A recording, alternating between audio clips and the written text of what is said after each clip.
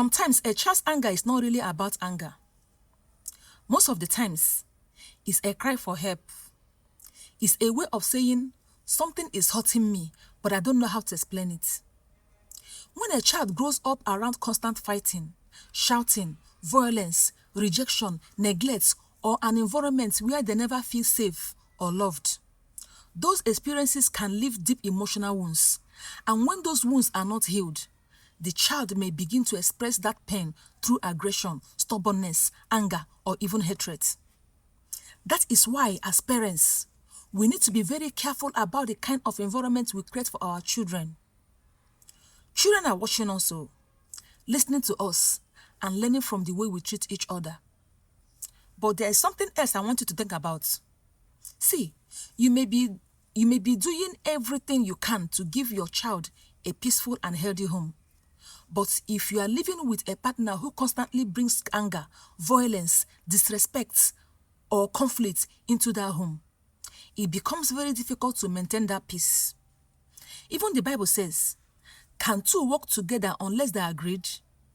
And honestly, that is something we should think about before choosing a life partner.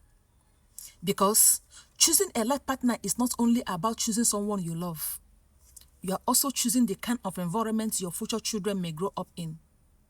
You are choosing the person who will help shape their understanding of love, respect, communication, and family. So please, don't ignore the character of the person you are planning to spend your life with simply because you are in love. Pay attention to how they handle anger. Pay attention to how they treat people when they are upset. Pay attention to how they speak to you. Pay attention to how they communicate when there's a disagreement. Pay attention to how they treat you when they don't get their way. Pay attention to whether they can admit when they are wrong and take responsibility for their actions.